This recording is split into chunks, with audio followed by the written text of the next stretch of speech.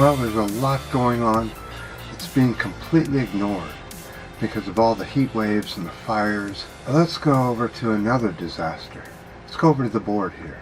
Let's talk about a disaster that's happening here in the U.S. of unbelievable disaster, and that's mountaintop removal. Several states in the Smoky Mountains are now doing as much mountaintop removal as they possibly can. They have the go-ahead. Here's where politics always fits in with environmental disasters. This is purely an environmental disaster brought on by several different leaders through time. So, since the 1980s, when the coal boom was going, 3 times as much land is being stripped for every ton of coal being brought out. The coal is a lower grade, and there's far more land being destroyed for a one-time use item. Once it's burned and turned into ash, you just used up an entire mountain for a one-time use item. So this also means more fossil fuel use by more blasting and more digging with heavy equipment, and having to take all that equipment and putting it somewhere. All that leftover rock, sand, mud, trees, all that has to be taken and put somewhere.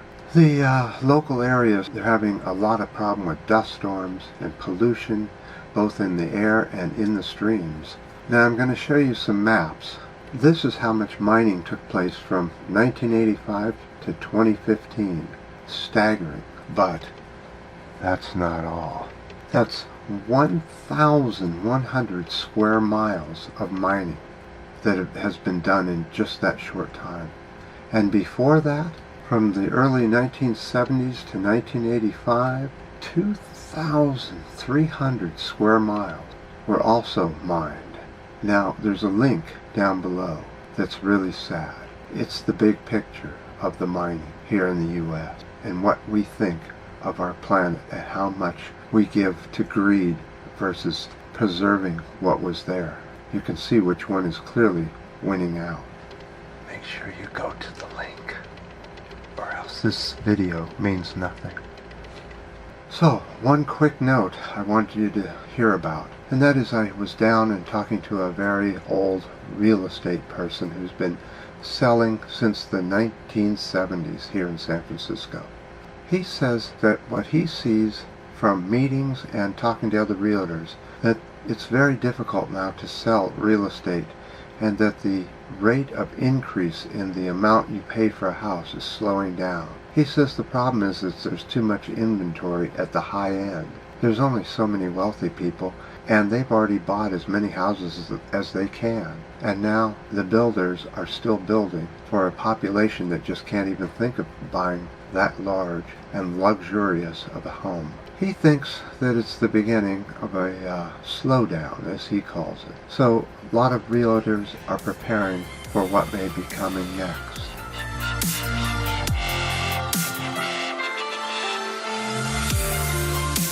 So today we're going to do a conversion from meat to vegetarian. We do this to try and help our planet through our individual means. Doing something about what we put in our mouth is a huge difference between a meat eater and a vegetarian or vegan. But today we're going to go look at a controversial vegan-vegetarian food. Especially you vegans ought to pay attention to this. Let's go over to the board and take a look at this. The food we're going to talk to you about today is tofu. Now, don't click off and tell me that I'm crazy and all that.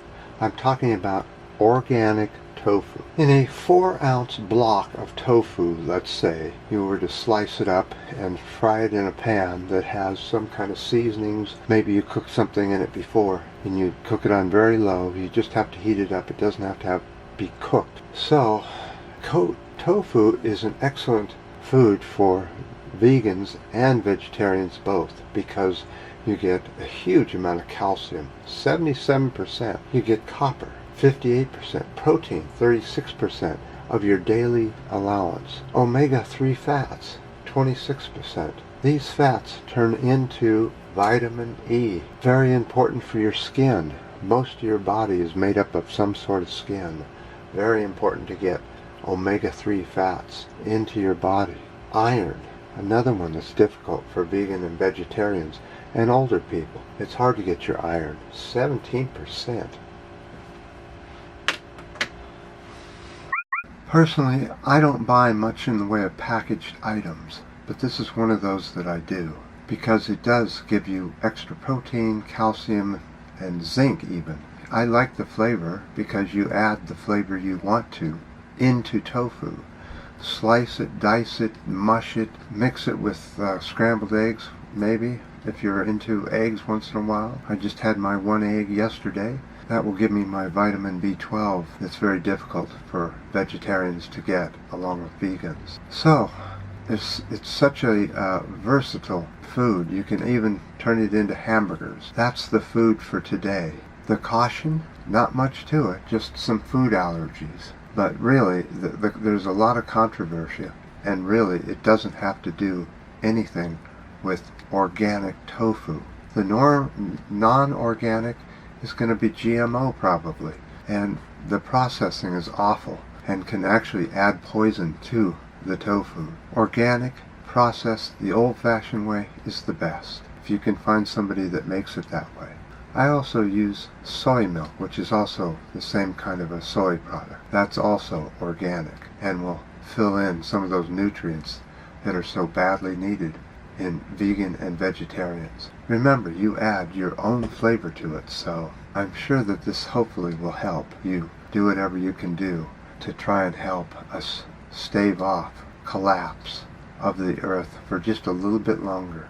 Next video, I'm going to go into detail on why I don't think that humans are destined to end anytime soon. Yes, many of them are going to die. The ones that aren't paying attention are going to be caught up in some horrible situations, as they are to this very day. It's all about the ones that pay attention are the ones that are going to survive. I certainly do appreciate all the last videos, and the ups and the new subscribers and the downs, they're all good. And until next time.